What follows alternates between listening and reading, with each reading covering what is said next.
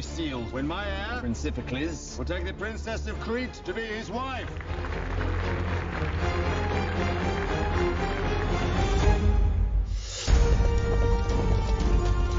My mother once gave this as a parting gift to my father. I want you to have it. I understand you're having some trouble with the arrangements we've made. You sail to Egypt tomorrow. I wish you endless victories in the battlefield, brother. Because if you return here, I will kill you.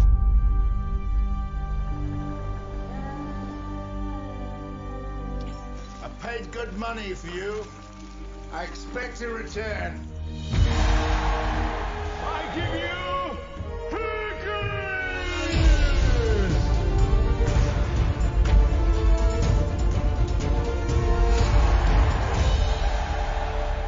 I will not stop until I've returned the princess and avenged my loyal friend.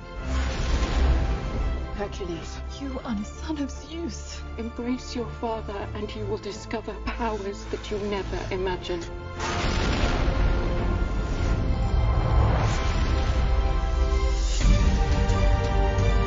Tonight, we fight for our lives!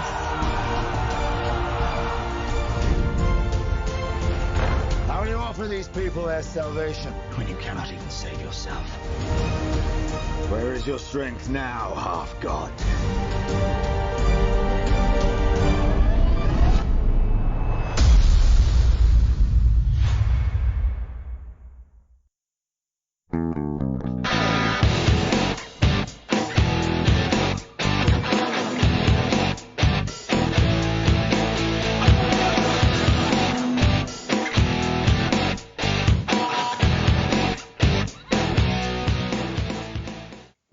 Welcome to They Called Us a Movie, testing the strength of friendships one terrible movie at a time. Subscribe to the podcast on iTunes and other podcast services by searching They Called Us a Movie. We are part of the Main Damie Network, and to find more from us, check out the website at themaindamie.com or on Twitter, Facebook, and Instagram at The Main Damie. We're also now a proud member of Geek Vibes Nation, and you can find them at gbnation.com. Welcome back to They Called Us a Movie. This is Anthony Delvecchio. With me, as always, is Dan Aquino and Mark Meyer. Say hello, gentlemen. Hey, everybody. So I think I found a new way to describe when a movie's really terrible. When the autoplay feature on a site throws you a bone, it's like, here, you just watch this awful shit. You can watch League of Their Own. There you go.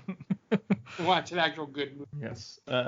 Yeah, this was a rough week, but before we get into what movie we watched this week for the podcast, guys, what have you been watching this week? I actually took the time and watched a good amount of movies this week, and my average was not good. It's only one out of the 4 that I watched was good. I saw Eurovision, the new Netflix movie with Will Ferrell and Rachel McAdams. Mm-hmm. I watched, we just talked about it. I watched Jarhead. I watched Free Fire, and that's the movie that really disappointed me because it's an A24 film. And my girl Brie Larson is in it. Yeah. So Academy Award winning Brie Larson, the very same, Mark. And that movie, Jen's giving me the finger right now. That movie was really upsetting because it had a good premise and they totally wasted it. And I think the problem is that Armie Hammer is in it because he's terrible. And I should have seen that coming a mile away because it also has Cillian Murphy in it. Okay. So like, all right, well, you have him and you have Brie Larson. That's a pretty good dynamic there. But then you throw... Not a fan of Armie Hammer, huh? Well, what has he ever done? He did the Man from U.N.C.L.E., which is bad. He's pretty excellent. He's pretty excellent in Sorry to Bother You. Haven't seen it. But I did see The Lone Ranger, and I feel like that speaks volumes. Okay. And to be like, that's one of those things where you really have to do a bunch of good movies to wash that stink away. Okay. But... So I think, and did I say Starship Troopers? No. Okay, no. So that I rounded it out with Starship Troopers, and I mean that's just like supposed to be bad, so there's really not much more you could do there. But yeah, that's about it. I watched a lot of movies this week. So what was the good movie that you saw?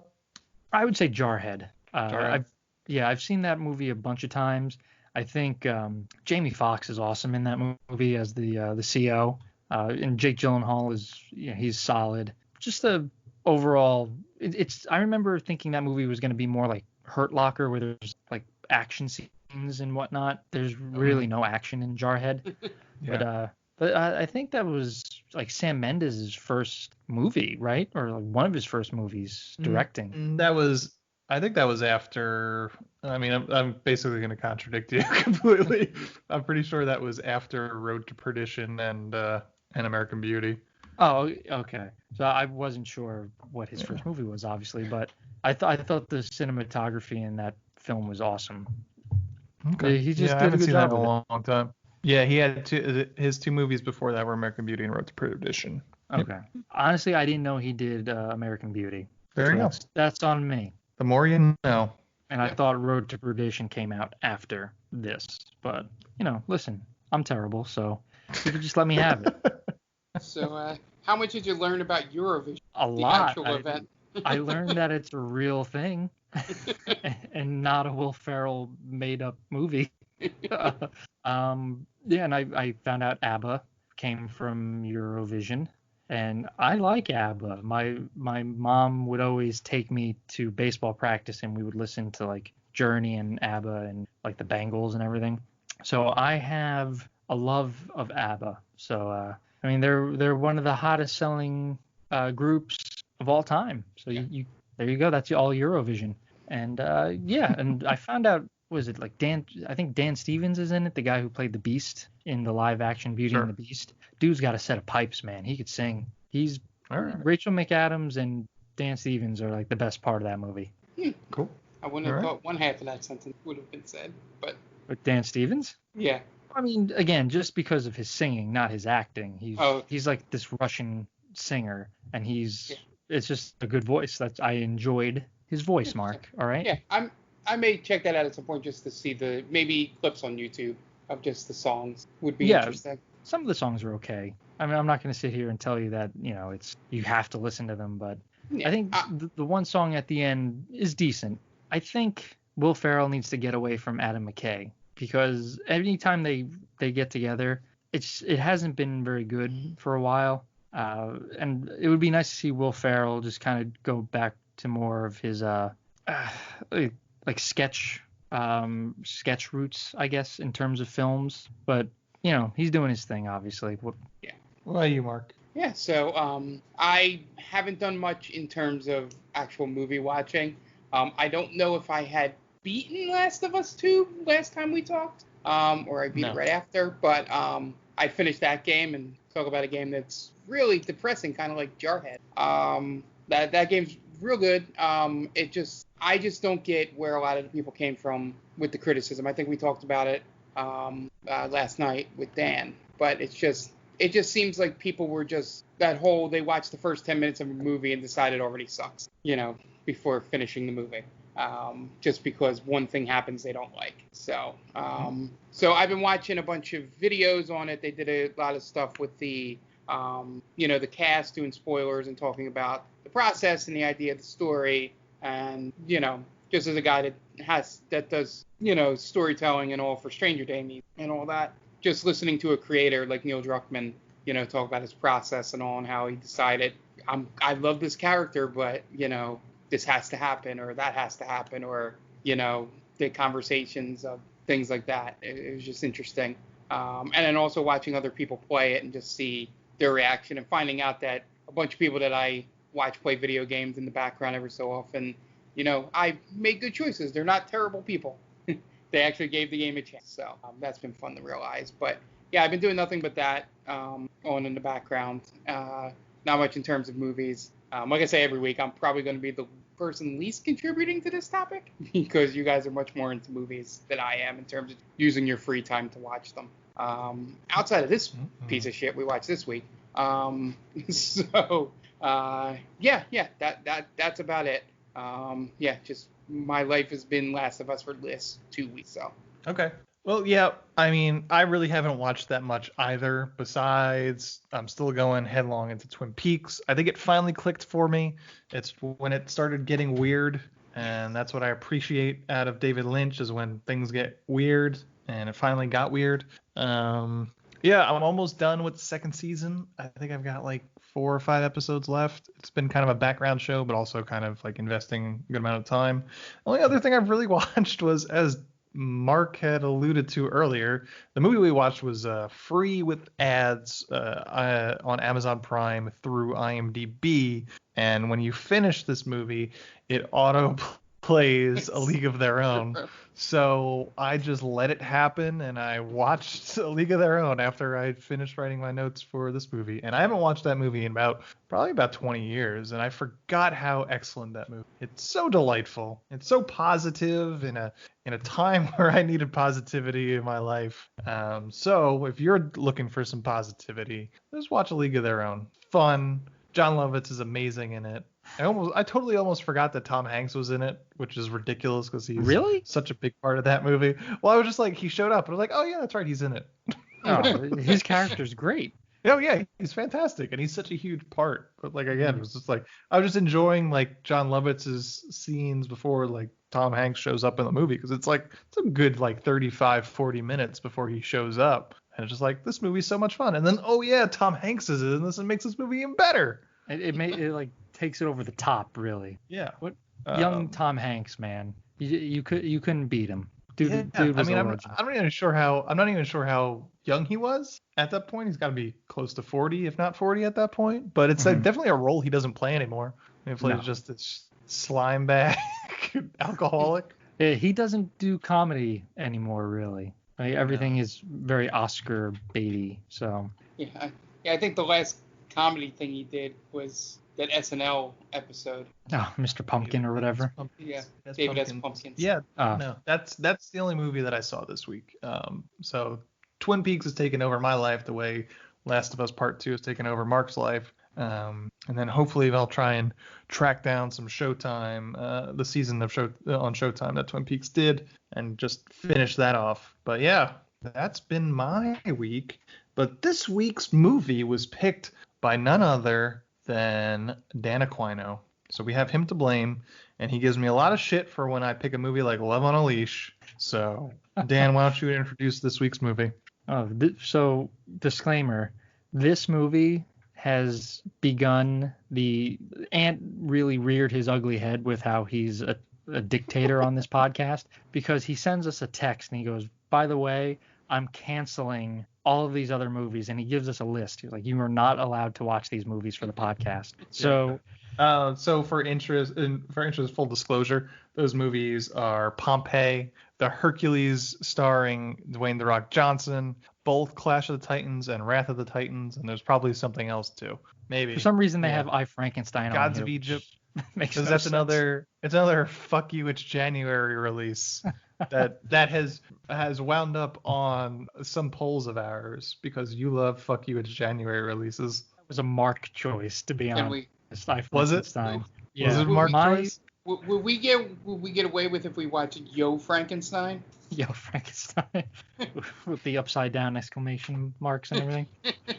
Okay, so Dan, introduce the movie. Sure. So I picked the 2014 The Legend of Hercules, starring Callum Lutz as Hercules. And the reason I chose this was I remember working as a runner for CBS Sports in 2014. It was a late night, and they were running a promo for this movie. And I just remember being in the edit room as they were getting ready to send this up to audio sweetening, and then I could go home. And it was just taking forever because they couldn't get it right. So automatically I hated this movie for keeping me there till like 2 a.m. But the editor and I are watching it, like going back and forth, and the editor just goes, I can already tell this movie's going to be a huge piece of shit. And he said, yeah, it definitely is. None of this looks good. And we were both right. This movie was a huge piece of shit. Okay. Thanks, Dan. Yeah, this movie sucks. This is The Legend of Hercules, directed by Rennie Harlan. You know from A Nightmare on Elm Street 4, Die Hard 2, Cliffhanger, The Long Kiss Goodnight, Deep Blue Sea, among others. Stars Callum Lutz, Gaia Weiss, Scott Adkins, Roxanne McKee, Liam Garrigan, Liam McIntyre. 2 Liams in this movie. That can't be. IMDb score of 4.2 and a Rotten Tomato score of 4. That's awesome. Love on a Leash had a better score. Yeah, I mean, it's usually pretty crazy because I'm IMDb and Rotten Tomatoes, they're often about the same. So like a 4.2 on IMDb usually translates to a 40, not a 4. Oh man, I'm so happy that this movie was so bad. There's a lot of Twilight voting up for. Not enough. Kellen Lutz, yeah. Gotta love my Kellen Lutz. Yeah, no, wow, this movie, oof. This was like 8 years removed from 300, and they were just like, they were just like, fuck it, let's do it again. Yeah, but we've probably forgotten by now. Oh my goodness, like Zack Snyder should sue somebody. Yeah, I want to see the Snyder cut of this movie. It's called 300. This movie desperately wants to be 300, Gladiator, and like Clash of the Titans. So desperately wants to be all those things, and it fails at all of it. Yeah, this was rough. I said I should have been keeping track of times when people in this movie, while giving a speech or saying lines, just did the arms open move as they were talking.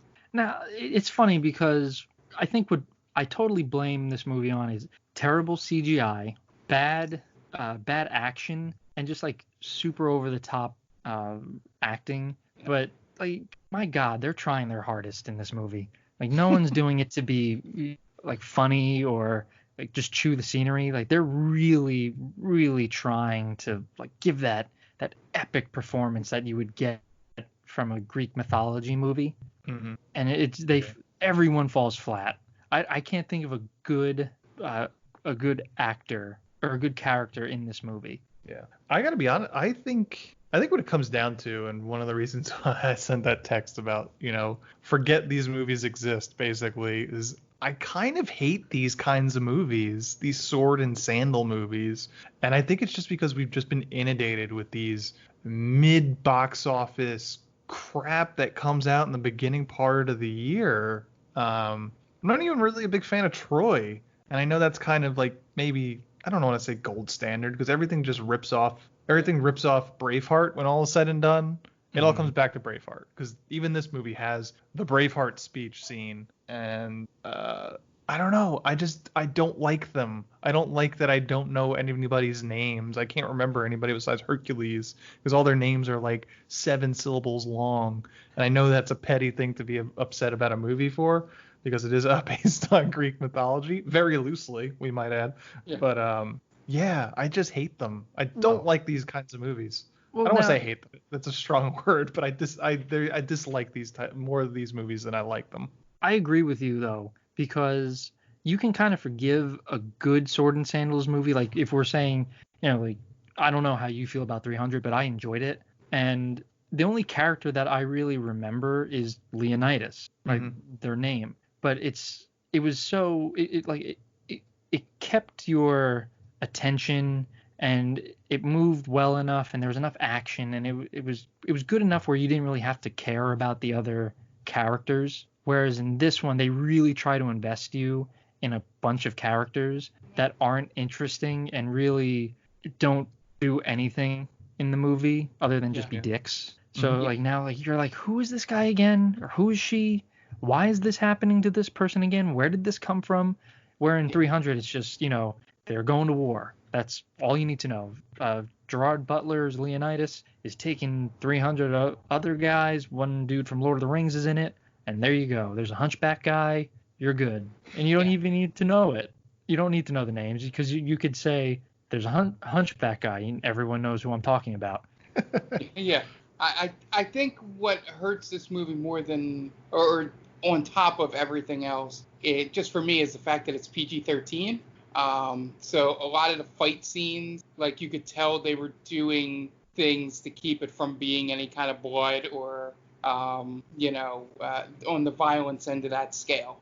Sure. And it was just like, if you're going to do gladiators battling to the death, him coming down and hitting him in the back with a mace and nothing happening, and then the guy falling over and dying is like, okay, I guess, sure. Like the most gruesome ones was that 2-on-2 fight they have, and that could have been much better if they went a little more violent with it. I guess that's why 300 keeps your attention maybe a little more. Sure. But yeah, that on top of everything is both of you said about it, I think that really hurt the movie a lot. And I also think The problem is I also think in terms of what Dan said and with not really caring about the characters and all that comes from the fact that they didn't have good enough actors to sell the characters in the short scenes. Like if you're going to do something that's like whatever length this is and not going to be like Gladiator, and be, I believe that's 2 hours, maybe 2+. So, essentially, when you have like 1 or 2 scenes to build that the brother is a weakling and the mother doesn't really like him, if you had better actors and all, you could get that subtext and nuance out in those short scenes. They didn't really have it here. And it just, they tried their best. Like that one scene between like you and I'm just going to call him not Hercules' brother. In that scene in The Mother, like that's supposed to grab you, that scene, but neither of them are good enough to make me care about it. And this is an advocate for either better actors or a slightly longer movie. No, Mark, come on. What do we say about that? No. It's an hour and 39 minutes, Mark. That's about right. No. It could be 9 minutes shorter. It could be 9 minutes shorter. If I could reach into Skype and slap your hand and say, no, stove is hot, Mark. Mark has the Stockholm syndrome, where it's like the movie's so bad, but he's like he gets used to it. If you give it a couple more scenes, it'll be longer. He becomes enamored with his captor. Yeah. No, I didn't like 99-minute version of the Legend of Hercules, but what about a 2.5-hour version of it? Still starring to really Kellen flesh Lutz. out those characters.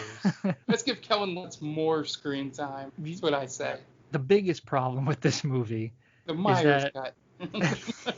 Every movie has a Myers cut out there somewhere in an alternate reality. The biggest problem with this movie is it has zero to do with Hercules. If you know Greek mythology, and you watch this movie, you would say this is not Hercules. The Rock's version of Hercules is actually Hercules. They just throw in the Nemean lion here. Mm-hmm. Like, oh yeah, that does happen in the stories of Hercules, but nothing else happens. It's zero to do with Hercules. And I think, Ant, you said this only has to do with Hercules in name. It's just you could have given him any other name. Yeah, even Hebe, like his love interest in that Hebe is a Greek goddess. She is not the princess of Crete. Right. So I think the only things they get true is that Zeus impregnates the mother. Yep. He kills the lion, and that's it. So the names of his mother, Hercules, and his, I guess, foster dad or stepdad, King Amphitryon, those are accurate, but in terms of the stories surrounding them, not as much. I think is King Amphitryon. I don't know 100%. Maybe someone can correct this. He does the 12 trials for him, I think. And I have no idea. Yeah. So that's the big Hercules story. 12 trials are Hercules. Yeah, the 12 trials. So one of them is the lion, the Hydra, the stables and all that. So yeah, but this movie has zero clue about it. It's just let's slap Hercules on there. Yeah, and in this movie, he fights 6 people that are somehow undefeated champions, but he beats them in under minutes. That's they're the thing. Terrible. The thing with this movie is that every fight scene is so anticlimactic. Yeah. And it's like it gets off on the wrong foot with the first one. It's like King Amphitryon, he fights the other guy, King Galenus or whatever, in he finishes off in 20 seconds. And to Mark's point is that was the biggest one. It was like, oh, definitely a PG-13 movie where he comes down on the King Galenus with his sword right on his neck or whatever, and it's just he takes his helmet as victory, when in an R-rated movie he'd probably be holding up his head. Yeah. But I think I think there's a way to make this a good PG-13 movie. I don't know what it is, and it's definitely not this movie. But yeah, it's I try to look at it needs to be longer. Say no, Mark, stop. It needs to tie Mark. in with actual Hercules Stove is hot. It needs to tie in with actual Hercules stories. Like, I don't know if that would make it better for me, though. To be honest with you, as someone that doesn't really know the Hercules mythology, I couldn't care less if they showed him cleaning his stables. well, However that story goes. Why don't you have him fighting monsters? Like, why don't you take this into the myth, right? Instead of trying to ground it in reality, which is stupid because it's not real. It's like trying to ground, I don't know, like you're trying to ground Superman essentially. You know, like you can't do it because the guy he's a literal god. So you can't have him doing everyday things like, oh, let's watch Superman, you know, go to the grocery store. Let's watch him fight to get his article in the paper. Like, no one cares about that. We want to see Superman beat the hell out of people. We want to see Hercules fight mythical creatures. Obviously, Dan, that's because Clark Kent would do all those things. Right. Not Superman. Well, and you could ground Superman as long as you just keep my vision intact. It's because essentially, obviously, the comparison is superheroes are modern myths. Mm-hmm. So why would you not embrace the mythology of all these things? You know, that's what made the third Thor movie so good, where, you know, they fully embraced how silly the mythology of Thor is, and that's what you should do with any mythological hero. I mean, who do you really get other than Hercules in myth? Right? I mean, you got the God of War series, but that's a video game. Mm-hmm. But other than that, do you really get any other Greek god movies or? Okay, I was going to say, you're talking Titans, modern. really just, yeah. That's Clash of the Titans, and they embrace the silliness of it. Yeah, no, it's. I'm trying to think of something nice to say about this movie. I don't know what it is though. Oh, don't hold back, man. It's not like we're not gonna get the writer and the director of this movie on here, so.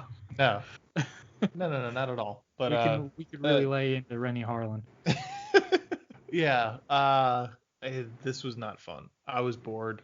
Like some of my notes are really, some of the scenes are just, and this happens, and then move on. Let's move on because it did not hold my attention. Yeah, one comment I do have I was going to say real quick, does it look like the postcard that Homer writes to Marge when he's drunk? $4, sure. Are you crazy? Yeah. Mark? Yeah, the last thing I have before, we start ripping apart the plot, is that, I don't know if you both noticed this, but they took the commercial breaks at really odd time. Yes. Oh yeah, did you guys also get Red Bull commercials that were about Hercules? No. I got tampon commercial. I don't remember what I got. So the first time that when Hera comes and tells his mom Alcmene that you could call him whatever you want, but I'll always know him as Hercules. It cut to a Red Bull commercial where Hercules is talking to something. So I think a Hydra or something like that. So I found it very jarring and a little odd. Wasn't sure if it was on purpose, but it was very odd. Yeah. No, I just learned all the different levels of tampons because the commercial was repeated multiple times. And by the end, I'm like, that is probably the better value. You guys are lucky. I think I got like some Wells Fargo stuff. Yeah. But my favorite one of those is they took a commercial break, and then it cuts the commercial, comes back, and then it fades to black. Like, to go to another, like, literally, if they waited, like, 5 seconds, the commercial would have been during the fade to black, and it wouldn't. Yeah. I just laughed. I was like, it must have been, like, timed up to the minute. Like, all right, at this point on the runtime, it needs to go to commercial. This movie's not worth editing. I was a little worried about with ads, but there weren't that many ad breaks. No. That's my next thing to say about this movie. I was gonna say it was a good palate cleanser. You got to take a little bit of a reprieve. Like, okay, we're almost done. Yeah, it didn't feel like Justice League when I watched that on TNT. Because that felt like where they would take the breaks if it was on TNT. And you couldn't skip those, and those were probably double the length. But it gave me a chance to like turn off my brain while I was writing my notes. Like, all right, I could rest for 90 seconds. And back into the trenches. Okay, you guys want to get into the plot? Yeah, absolutely. All right. What do you got for us, Dan? All right. So as always, I'm here to tell you about our good friend Tia from Geek Vibes Nation and her podcast, Top 10 with Tia. It's a weekly podcast where Tia and her friends get together and they do top 10 lists. So top 10 heroes, top 10 villains, directors. They do a bunch of great topics, so they might have one that you would enjoy. So, head over to Geek Vibes Nation. We're a part of that as well, so you can listen to us there. But check out Tia. She's a good friend of our podcast. She's a good person, and she deserves all the follows in the world. Yeah, and she did one on YouTubers and Twitch streamers and had a good shout out for Game Vault Pod, which is part of the Main Damie family of podcasts. So there you go. She's just a good person. Yeah. Okay. Yeah. We're going to take a quick break, but we're going to come back. But before we do, we're going to have some messages from friends of the podcast. So we will be right back. Hey everyone, this is Steve. And this is Adam. And we're part of the Hop Nation USA podcast, Pittsburgh's #3 craft beer podcast. Join us every Friday for new beer reviews. We'll talk about the news, history, and homebrewing. Plus, we'll sit down with the best brewers and industry personalities that'll have us. So whether you're a casual drinker, a hazy boy hophead, or even if you're a whale hunting cellar hoarder, just search Hop Nation USA on Apple, Spotify, or your favorite podcatcher and join the nation.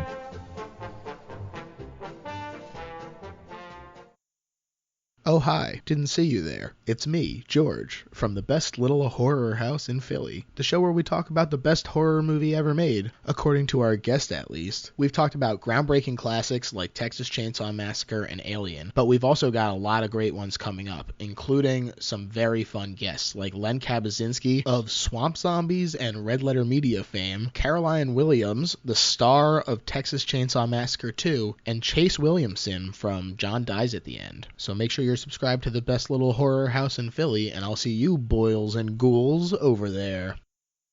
And welcome back, and it's time to get into the plot. But before we do, there's one thing that I forgot to do. Guys, I want you to guess how much money this movie cost. Oh, you know how good we are at these games.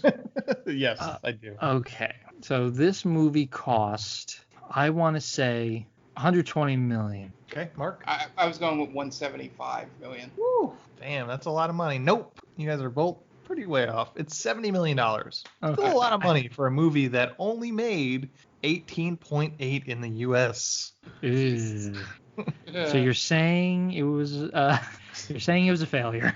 Yes, it was. Yeah. And I always bring up that list that it was like biggest flops, and I don't remember this one being on there. I'm sure there were bigger ones. Yeah. But it's time to get into the plot, and we open on a battle in Argos in 1200 BC. And we get some bad CG fights as an army storms Argos. And as we mentioned, Zack Snyder should have sued because this looks just like 300. Yeah.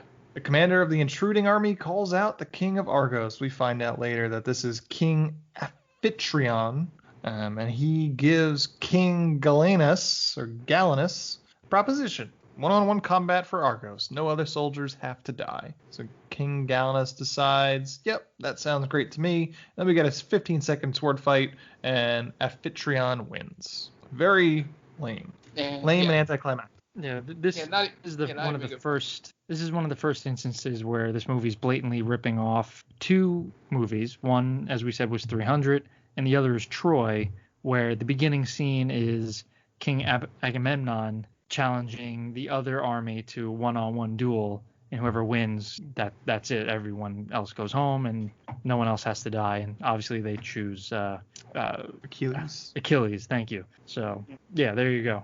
Yeah, it very much feels like somebody watched a whole bunch of those movies that are now banned from this podcast and then decided to write a movie. I can't believe that we have banned movies now. It's like, are we in North Korea, Ant? Is that what's going on? We'll revisit the ban list in 2021. How about that? Okay, fair enough. But for 2020, we're not doing any of these movies. I will relent that much.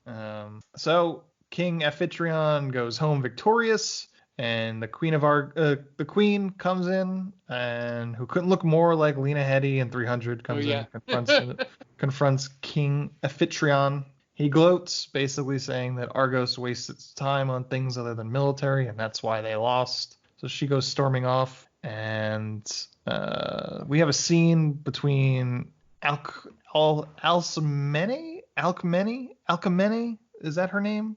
Queen Alcmene, we're going to call her. Yeah. And a priest, Chiron, and she tends to her one child, and she doesn't want her child to grow up in a warring city. So she goes to a shrine and prays to Hera, who shows up, actually. It's one of the movies where actually God shows up, and this time in the form of Hera, shows up and tells her that she will bear a second son, this one by Zeus, and she will know him. She can name it whatever she wants, but Hera will know him as Hercules. I'm not sure if this was on purpose, but I got a Red Bull ad about Hercules at this exact moment. And then now, we cut back to was the commercial Zeus banging the wife? No, it was, because that would be good. That would be good. All And right. in true PG-13 fashion, Queen Alcmene goes back to her chambers and has ghost sex with Zeus. Somebody really liked the ghost blowjob scene from Ghostbusters. I was gonna say Dan Aykroyd would be proud. At least 300 had tits. Right. It had the, what was it, the Oracle. The Leah Headey show, she gets naked in that movie too. Well, she actually, she makes love to her husband. This is just her pretending to bang the air. Mm-hmm. Yep. And then King Amphitryon comes in with another woman and freaks out because he thinks she's fucking some dude on the side. And he tears apart the bedroom and tries to find the other guy, then goes back outside, complete with a screaming at the sky moment.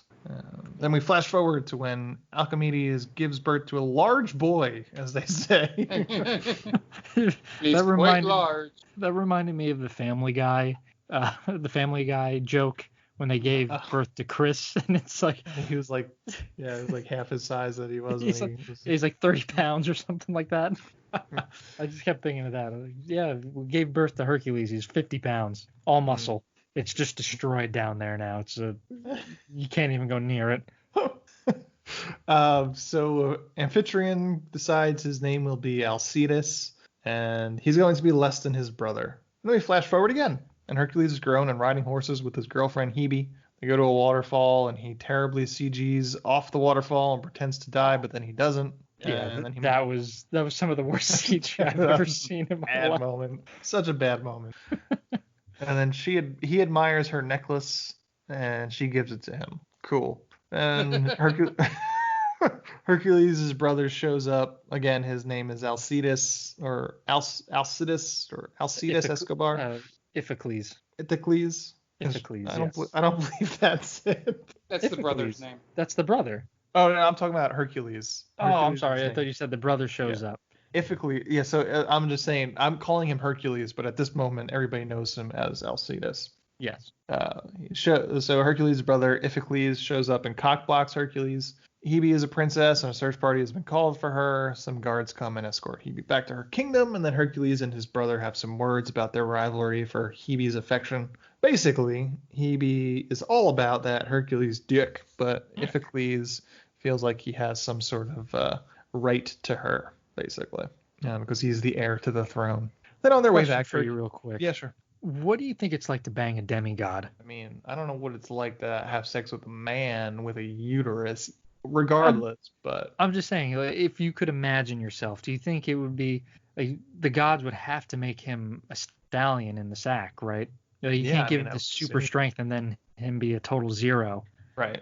I mean, Zeus did a lot of fucking, so I'm assuming he's going to want his sons to do a lot of fucking too. Right. He's definitely up on Mount Olympus, like, that's my boy. Yeah. He's chip off the old block, and all the other guys like, we know you like to bang people. We get it. Yeah, probably. Just watching his son constantly nailing the princess. Yeah. On their way back, Hercules and Iphicles encounter a terrible CG lion. It's a Nemean lion, which apparently can't be killed, and this is the one time this movie tried to invoke the Wikipedia page of Hercules and throw something in that harkens back to mythology. So they have the Nemean lion, and then Iphicles gets scratched, and then Hercules wrestles it and kills it. Iphicles brings back the skin of the lion back home and tells everyone that Hercules ran away like a little bitch, and it was he that killed the lion. So Amphitryon celebrates with the announcement that Iphicles will marry Hebe to unite the kingdom with Crete. And then Hebe gets upset and runs off, but should this really be a big surprise at this point? Because he is the heir of this throne, so they're marrying off people left and right, and Hercules is probably not going to get married off right now. Yeah, and it's one of those things where it's putting a modern lens on a situation that happened all the time. Like, this wouldn't be the first time she's hearing about this. Yeah. Sort of thing. And also, how much, would someone back then make a scene like that, throwing the crown on the floor and all that? I was going to say, most likely she would not have had a choice in the matter regardless. Yeah. And she would be expected to just chin up and bear it. Yep. Bear those sons. Exactly. Yeah. I mean, really, not even that long ago. I'm watching The Great on Hulu. That's basically all it is. People selling off their daughters to breed heirs. But let's see. She runs off, and Hercules goes chasing after her, and then Amphitryon scolds Iphicles in private for letting Hebe run off, making a fool of both of them, and basically tells him to be a fucking man. Yeah. So Hercules chases after Hebe and catches up to her. She tells him that she cannot marry Iphicles and that she loves him and wants to leave with him that very night. So Hercules and Hebe get chased by some soldiers on horseback in the broad daylight. So they have not made any ground all night. They get captured. They haven't gone anywhere. So they get chased. Hercules tells Hebe to head to the river and he'll be right behind her. And he fights off some guards, and then he tries to catch up with her, but then she falls in the river, and he has to jump in and save her, which looks just ridiculous when he jumps off that horse. Yeah, it does. It's terrible. All the jumping in this movie looks ridiculous. It does, yeah. A lot of that slow-mo stuff, that Zack Snyder slow-motion stuff. It's so clearly wire work. Mm-hmm. It looks so stupid. And and every time one of them opens their mouth, like anytime a man opens their mouth in this movie, a lion sound comes out. Did you notice this? No. Yeah, like a lion roar comes out as soon as they go to open their mouth. Especially in the fight scenes, yeah. Yeah, I don't get it. Is it supposed to be like that's how tough they are? It's like the rage of battle is making them into lions? I know in Raging Bull, Scorsese played that trick in terms of the boxing scenes, that he would mix in sounds of like lions or tigers like growling during the boxing scenes. So blame Scorsese for this movie. Yeah, I blame him for a lot of things in cinema. Strike 3, Mr. Scorsese. You're out. So they she falls into the river and he has to jump in and save her. He saves her, but they get stopped by the soldiers and Iphicles. Back at the kingdom, Amphitryon briefs Commander Satyrus. He slights Satyrus a bit by telling him he may only command half the army because he's so young and inexperienced as a commander. And Satyrus takes it like a little bitch and walks off. At that moment, Iphicles brings Hercules to his father, and Amphitryon again. I had to write this name so many fucking times. Amphitryon tells Hercules that he's being sent to war in Egypt on the front lines. And Amphitryon also tells Hercules to tell his brother that he never fucked Hebe. And Hercules tells him it's not any of his goddamn business. Which is, again, something that would not happen. Yeah. There's no way you would talk back to the king like that. No. So Iphicles tries to attack Hercules, but he catches a punch, which stops his attack, and he almost crushes his hand, which would have been great if you just saw him in a cast for the rest of an anachronistic cast. No, it's signed by people. It's only signed by him. Iphicles rules. Who wrote that? Oh, one of my friends, Don't worry about it. It was easy after I fucked. It's that's a good way to make the movie better. That's what it should have just been a comedy. That's how I make this movie better. And as the movie continues to go, Iphicles just gets more and more hurt. Yeah. So he'll get like the neck brace at one point. He's got crutches. I like this version of this movie. And he just keeps challenging Hercules to a fight. You got lucky last time, Hercules. Yeah, he's basically the Black Knight of this movie. Right. This is but a scratch. Just stretched over the entire runtime. Oh, that'd be so good. He's like the sheriff of Nottingham in Men in Tights, along with the Black Knight. Just so inept. Yeah. So, he and gets his hand crushed. And then as Hercules prepares to leave, his mom tells him that he is not the son of Amphitryon, once again. God damn, this name comes up a lot. But the son of Zeus. I love that you keep having to say Amphitryon. It's Amphitryon. That's it. Yeah. You know, Amphitryon. Yep. Well, because I've spelt it wrong every time. Because I've spelt it Tyron, so it says Amphitryon. Oh, okay. So I switched the R's and the Y, so I have to specifically pronounce it correctly. Can we also touch on how Amphitryon and the mother haven't aged a day? Yeah. Both and super young. The mom might be younger than Kellen Lutz. She might be. Yeah, she is. You know, she looks like she's about like 24, 25 years old. Yeah. That's a good question. I wonder if that's true. Let's see. Kellen Lutz was born in, 1985. Oh, he's a 1985 baby. We have to share that year with him. Congrats. Roxanne McKee is born in 85. 1980. Wow. Oh, interesting. So 5 years he's older. I never would have guessed that. Yeah, me neither. Yeah, but she looked very, very young. And, you know, listen, that's fine. But, I mean, at one point, how old do you think Hercules is in this movie at that point? Like, he's got to be close to 20, if not 20. I would say he's like 18, 19, something like that. So I know you're having kids young at that age, but she's got to be close to, like, mid-30s, right? Yeah. And she looks younger than Hercules in this. Yep, she does. Most certainly.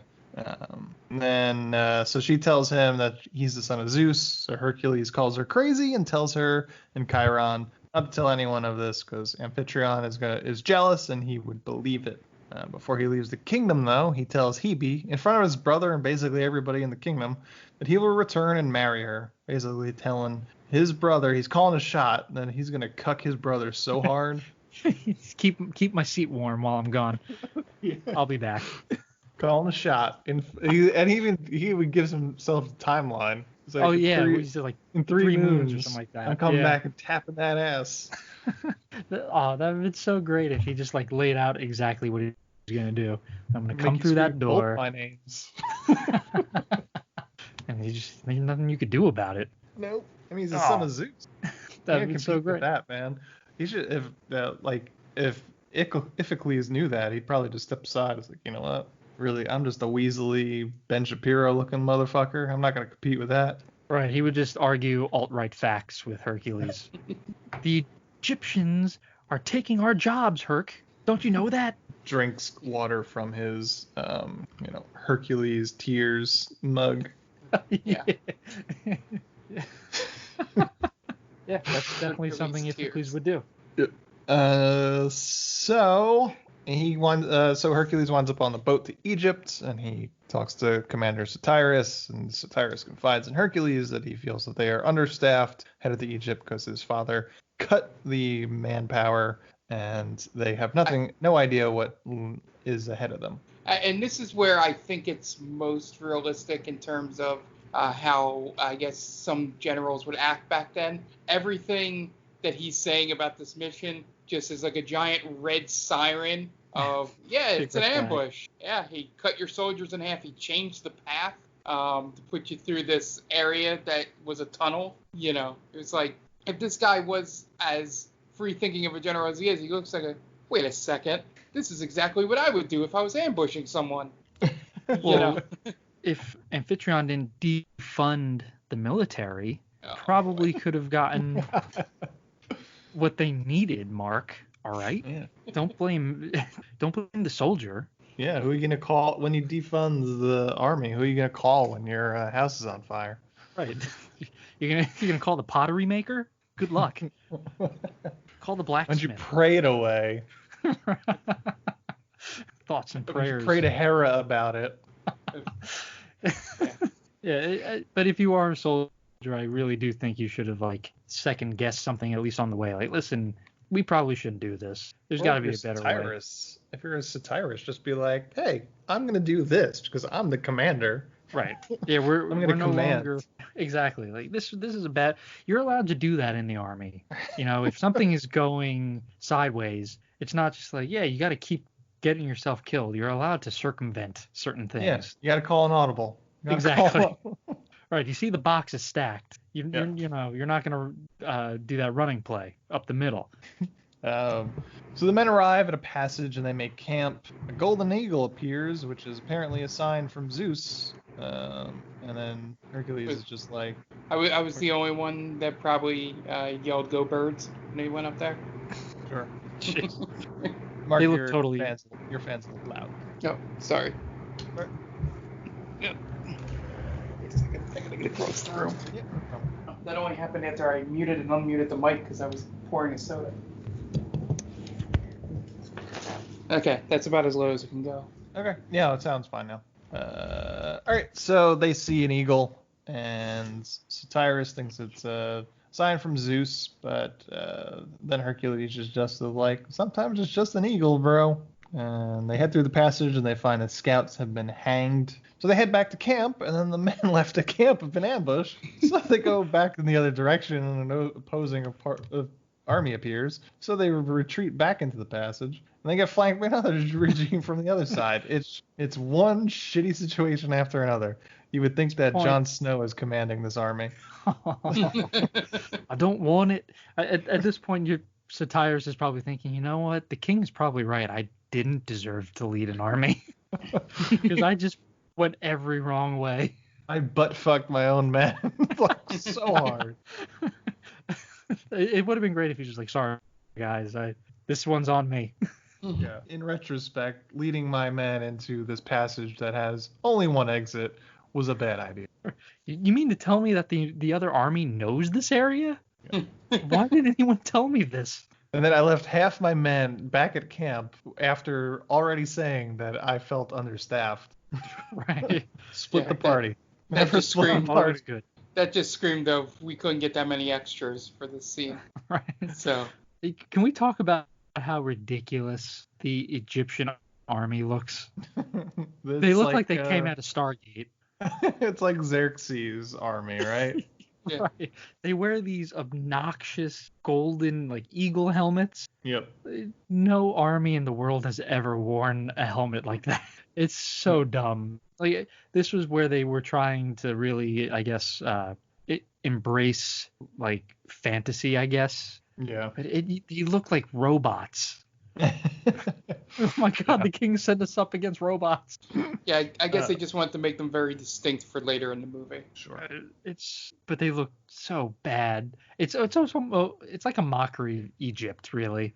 You know, we worshipped other things other than like bird people. So a battle breaks out. Hercules beats the hell out of a bunch of faceless dudes despite being hit with 3 arrows in him, but the rest of the battalion is destroyed, except for Satyrus. The attacking army plan to take Satyrus and Hercules hostage, and the commander asks where Alcides, aka Hercules, is, and Satyrus points to one of the dead soldiers. And the commander orders his helmet to be sent back to the kingdom, and Alcides is now effectively legally dead. A funeral takes place for Alcides back at the kingdom, and Hebe breaks down in front of his funeral pyre. Then Hercules and Satyrus are enslaved and branded. Satyrus thinks Amphitryon is set them up for failure by, taking away half his men and then sending them on that passage. Hercules tells Satyrus.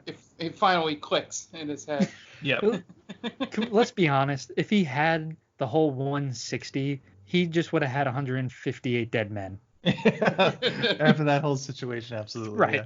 Yeah, he would have led them all to slaughter in even a worse way. He would have told some people to walk off a cliff or something. Go check out what's over there. Okay. So the GPS is sending us. Or there's I'm sure that water is fine to drink. They'll die of dysentery. Yeah. Yeah, he would have just mucked it up somehow. He screws everything up later in the movie too. This guy has a terrible track record. So Hercules then tells Satyrus that he has no plans of sticking around. He's heading back to Greece one way or the other. He says stick by his side and they will make it back home in order for him to marry Hebe. Then we have a scene where Iphicles confronts his mom, basically telling her that he thinks she doesn't love him, that she's mourning Alcides too much. He then asks her how he should win he be over. And she tells him that she will never love him more than she loved Hercules, and that his marriage is going to be just like hers, which is a sham marriage. More or less is basically what she says. Yeah. And then we cut. Mark, were you going to say anything? No, I was agreeing with you. Yep. Agree with me wholeheartedly. Always. Hercules and Satyrus wind up in the fighting pits. So Satyrus wins his match, and then Hercules fights a huge dude in some Zack Snyder slow motion and eventually kills the dude. And then we cut again back to Amphitryon is called to the shrine of Hera by Alcmene, how we're going to pronounce her name. He demands to know who the father of Hercules was, and she tells him it was Zeus and tries to stab him. She then tells him that he marched the son of the god of the gods to his death, and he is doomed. So Amphitryon kills her and tells Chiron to tell everyone else that she took her life. You are doomed. Doomed. Yeah, so we have a scene where slave trader talks to Satyrus and Hercules, and Satyrus talks to the slave trader about a huge tournament in Greece that can bring the trader big money and the fighters their freedom. Just so happened that it's happening within right the 3 now. moons. Yeah, within the 3 moons. Yeah, perfect timing. At first, I thought he was lying to get the guy's attention. That would have been a nice little twist, right? Yeah. They get to Greece and he's like, "Fooled you," and they just run and away. Bye. Deuces. Oh, you guys, Sartorius. Satyrus. You rascal. But no, he's not smart enough to make something up like that anyway. Well, he doesn't need to, though. Right. It's there. It's true. It's happening. We promise. So he makes a deal with them. He's going to take them to Sicily, and they're going to have to fight these goonish-looking dudes. And if they win, he's going to take them to Greece to fight in the tournament. So they fight the other 2 dudes. One has half a face, the other has a ridiculous haircut, and there's more slow-mo fighting, and Hercules and Satyrus wins. The guy's name is Half-Face. Yep. That's the character's name. He lives up to the half-face. Oh, and I remember texting you guys about the very strange hair choices. Yeah. That guy was the number one. He had like the Jamiroquai thing going on. I was thinking, was it Static X? Was that the name of the band? That I can't remember. I thought the guy from Jamiroquai had crazy hair. He had like ridiculous. Yeah. Oh, something like this guy. I'm gonna put this in the chat. Send it in the chat. Yeah, because Jamiroquai had the hat. Remember? You never really saw like what he looked like. Oh, that's right. This guy had a mix of Static X and Coolio hair. Coolio, yes, that's even better. Yeah, but this is Static X. Putting it into the Skype chat. I already looked it up. It's pretty close. It's just ridiculous. Like, it's sort of braids that just stand straight up is what this guy in this movie had, which is just ridiculous. Yeah. So he has ridiculous hair. But long story short, we have an anticlimax, another fight that is not very exciting. Like, Hercules and Satyrus barely, almost, not quite, almost lose, where you're supposed to think, oh my God, are they going to get out of this? And they finally do. And Hercules just comes in and just bum rushes everybody and they die. Well, Satyrus gets his ass Satyrus kicked. gets hurt. He gets hurt. And Trader says that Satyrus is injured, so their deal is off. But Hercules says, we're not going to fight in the pits anymore. So I will fight in Greece single-handedly, and I will kill all 6 of the fighters that I will supposed to take on. So the trader decides, sure, I really have nothing to lose, I guess. And let's go to Greece. So they off to Greece. Travel music. They should have done the Indiana Jones overview of the map with the red dot traveling. Dun, dun, dun, dun, dun, dun. Everything just says, I mean, I know it's anachronistic, but it just says, everything just says Alexandria. Or really Rome. Yeah, just Rome. Everything's Rome.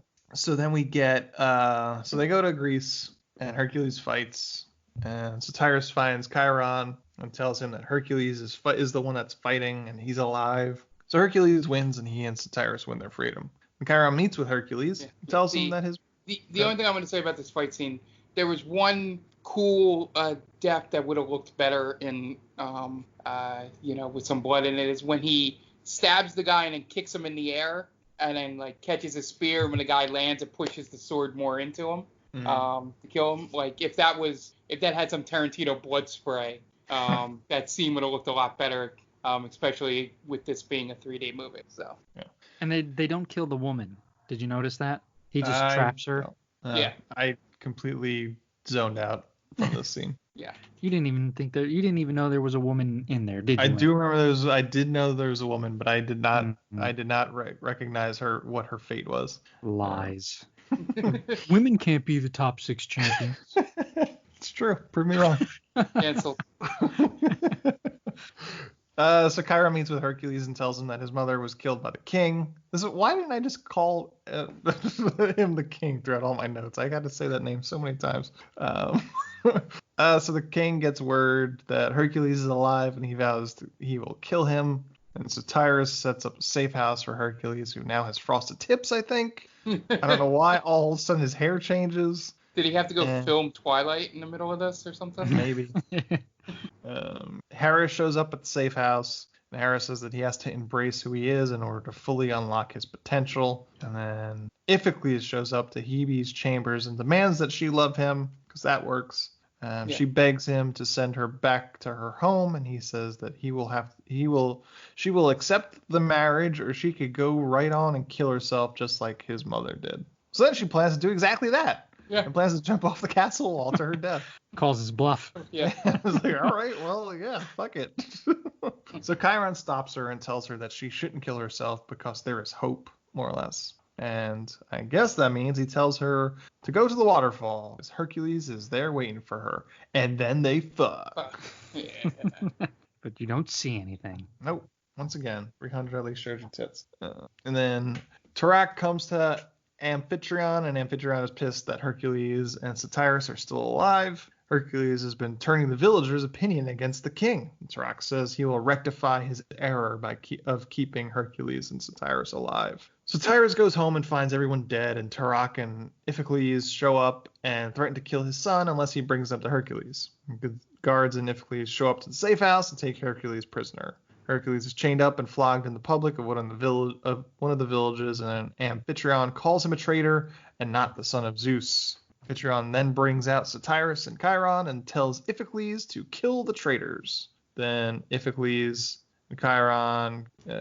kills Chiron, and then Hercules calls to Zeus for the power. It was supposed to be that moment where Iphicles had a hesitation to kill, and like I said, if it was a better actor than Ben Shapiro doing this role, it would have landed a lot better. Yep.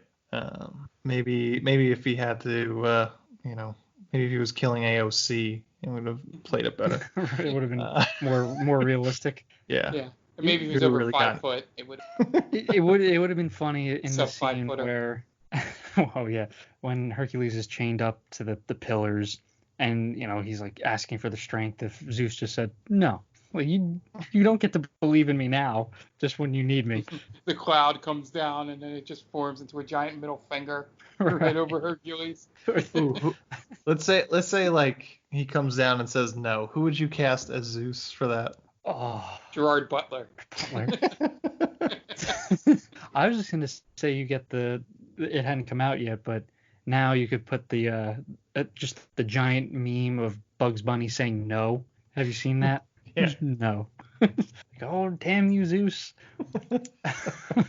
Zeus is a big meme. His meme game is strong. Tiny Lister as Zeus from No Holds Barred. Yeah. That'd be awesome. Zeus. I got there. You couldn't get me a Liam Neeson. No. So Iphicles kills Chiron, and then Hercules calls to Zeus for the power. He's able to break chains and kill a bunch of soldiers with those chains with the power of lightning. This display of power inspired the villagers to follow Hercules to war with Amphitryon. Then Hercules has a Braveheart moment, and Hebe tells Iphicles that even if she is forced to marry him, she will never stop loving Hercules. Hercules leads an attack on the castle. They break through the gates, and he calls out Amphitryon. Amphitryon shows up and says that Iphicles is busy consummating his marriage, meaning he's fucking. Yeah. And Amphitryon lights a fire between he and the invading army. Hercules and Amphitryon gives Amphitryon the same proposition Amphitryon gave in the beginning. Let's just fight and stop the soldiers dying. And Amphitryon refuses. Here I just put down A, refuses because I was tired of writing this name. Surprised it took you that long to get there. Yeah.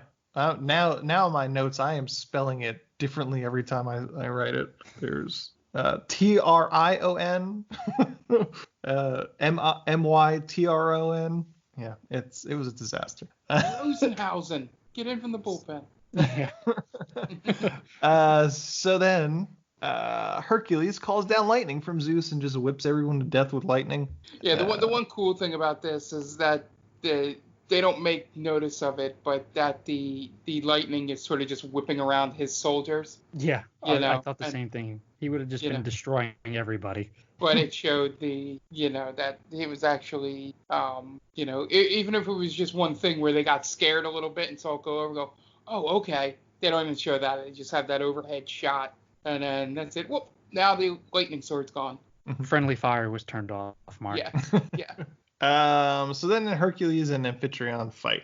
Hercules is about to kill him after, another anticlimactic fight scene. And Iphicles, I don't know why all of a sudden I can't pronounce this guy's name. Iphicles shows up with Hebe and a dagger to her. We have a standoff, and then Hebe stabs herself with a dagger, and it goes through her, and it kills Iphicles. And then Hercules then kills Amphitryon with a dagger that he used to kill his mom.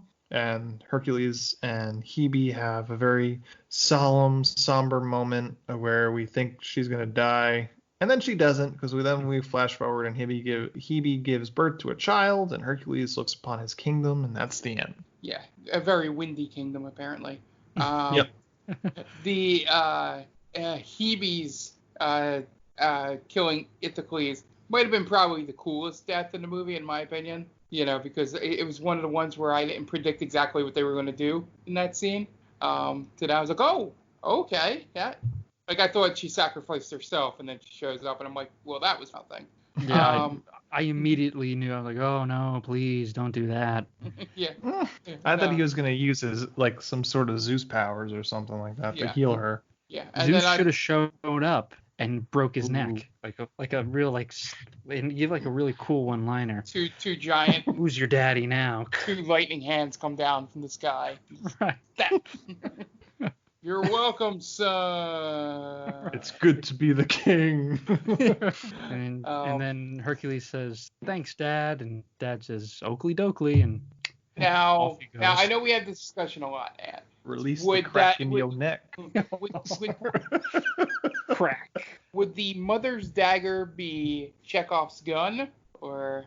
I think that's more foreshadowing. Yeah.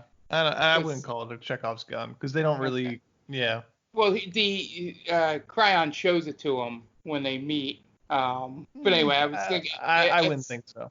Okay. I wouldn't consider it. It seems so inconsequential. Yeah. With you. Yeah. But I think it would have been more important if he carried it with him his whole life. Yeah. And in my longer version of The Legend of Hercules, right. There's a whole scene about the dagger. Right. How it was and made. It talks. No. It's voiced by Billy Crystal. Yeah. It's a shame. I feel spent so much of the budget on Billy Crystal. Yeah. Of the 70 million, it was 30 million for him alone. Yeah, if it was a Chekhov's gun situation, it would have been before he went to war, she gave him the knife, and then you never see it ever again. And then he's almost about to lose to Amphitryon, and then he's like, the knife is in my boot. Boom.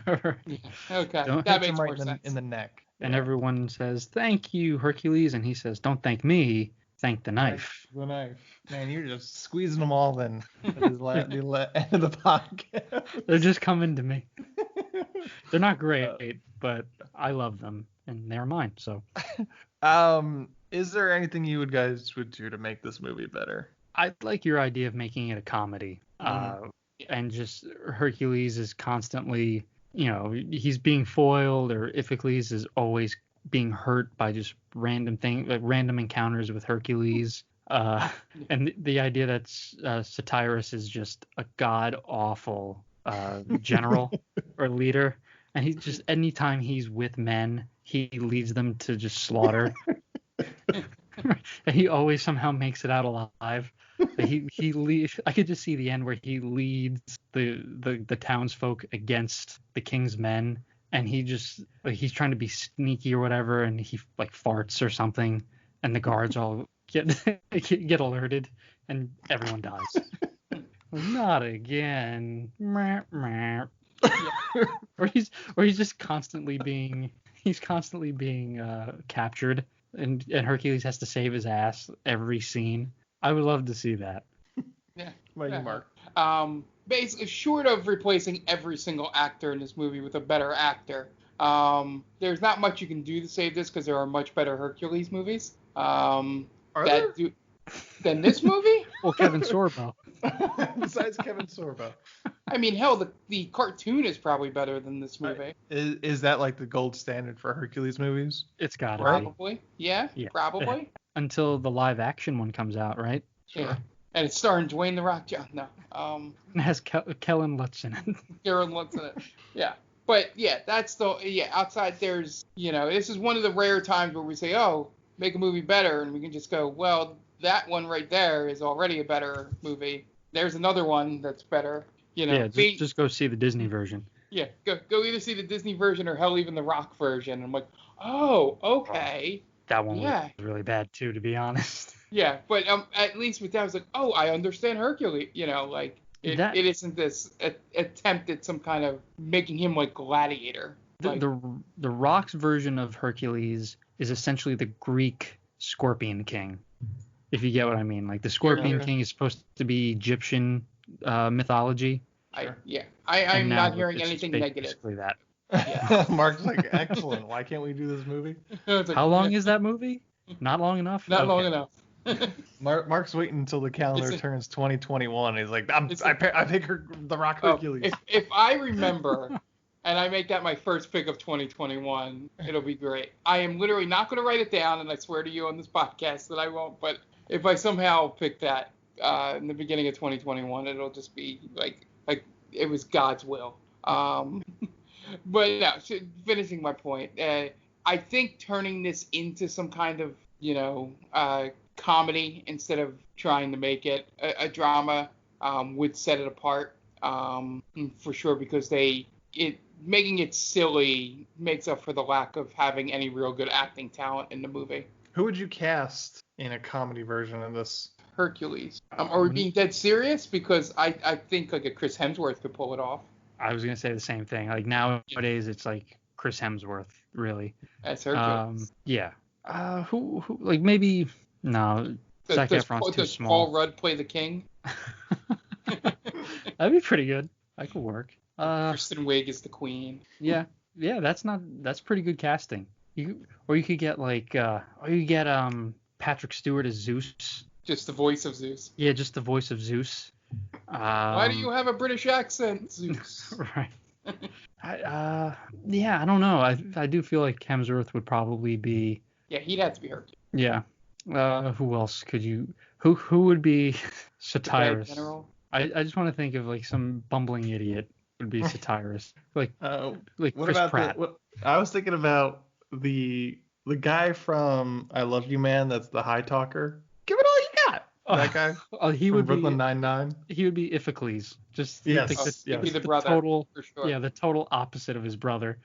Like, yeah, we're brothers. Are you sure you're related? Oh, yeah, no, we're brothers. Yeah, for sure. Yeah. The king. Who would the king be played by? Maybe Gerard Butler would be pretty good.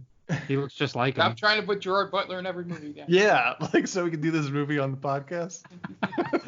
We haven't done a Gerard Butler movie, all right? We totally have. What did we do? Law-abiding citizen. Oh, all right. Well, okay. But I've had other chances to do. Because there was one time where I gave you a long list of movies that like kind of fit criteria, and I mistakenly put. I don't even remember what Gerard Butler movie it was. Maybe like The Bounty Hunter. The Bounty Hunter, yeah. I think I might pick that. I think it was for like a poll. Yeah. He's gravitating towards Gerard Butler. He has that Irish brogue. Is that it? You guys have anything else to say about this movie? No. Yeah, I think we're done here. Yeah, our work is done. All right. You want to plug your shit? Absolutely. At Diaquino122 on Twitter, at Stranger Damies on Twitter and Instagram. Come say hello to us. We love interacting with D&D fans or people who want to learn D&D. We're a good place to start. because we ourselves are first-time D&D players. So yeah, come hang out with us. Am I allowed to like toot our own horn a little bit on this podcast, Ant? Plug your shit. Yeah. Yeah. We made the top 50 hottest podcasts according to Podcast Magazine. That's 2 months in a row for Stranger Damies, and first time appearance for this podcast. They called this a movie. I think that was 26 on the list, if I'm not mistaken, right? Yeah. I can't remember, but Yeah. but it's 1 and 2 essentially, 25, 26. So yeah, man, we're doing something right. So thank you to everyone who voted for us. Really appreciate it. So yeah. Yeah. So real quick, Stranger Damies airs every Wednesday. We're going to be finishing up our latest session by the time this podcast airs. So we'll have some hopefully a good conclusion to that session there.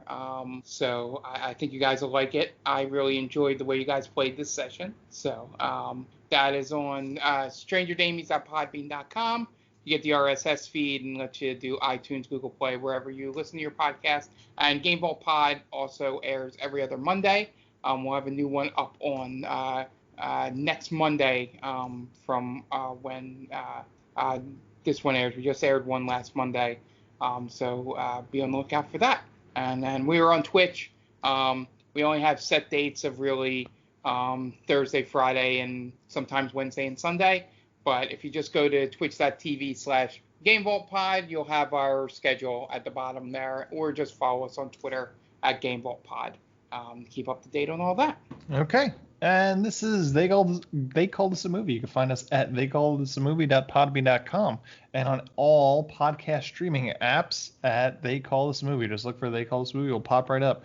That's Stitcher, iTunes, Google Play Podcast, iTunes, I think I said twice just now. Anywhere you find podcasts, we will be there. The main website is themaindamie.com, and you can find us there and on all social media at the Main Damie. So that's Facebook, Instagram, Twitter. Just look for The Main Damie. We're also a proud member of Geek Vibes Nation. You can find us at gbnation.com. So Geek Vibes Nation, you just type that into your podcast streaming apps, and you will find a bunch of great shows, including ours, and then a bunch of other great shows. And I'm not going to try and list here, because every week I say I'm going to write a list of the shows that they have, and I fail to do so. So just look for Geek Vibes Nation on all podcast streaming apps, and you'll find something that, if you're a fan of geek stuff, not Greek stuff, geek stuff. That's why everyone's here to see this this podcast. Well, we're talking about the Legend of Hercules this week, so I just wanted to make sure we're not an all Greek mythology podcast, and it's not Greek Vibes Nation. I was going to say that's our new venture. It's Greek Vibes Nation. Someone out there just got deeply disappointed because they wanted I need this podcast. I thought I found it. We just talk about mythology and diners. Yeah. John Stamos. So join us at Greek Vibes Nation. No, Geek Vibes Nation. Geek Vibes Nation is all podcast streaming apps. They've got great shows on there. None about John Stamos, though, that I know of. Not yet. gbnation.com is the main website, and just look on all social media, Geek Vibes Nation. It'll pop right up. And that's going to do it for us. If you have any questions or comments, our main website, our main email address is themaindamie@gmail.com. If you have any questions, you want to suggest a movie to us, that's the place to do it. You also do it on Twitter. That's where we're the most active.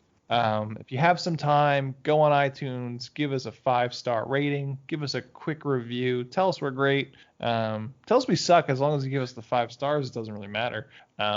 But yeah, that's it. The director of The Legend of Hercules is Rennie Harlan. So for Dan Aquino and Mark Myers, this is Anthony Del Vecchio telling Rennie Harlan to go fuck himself.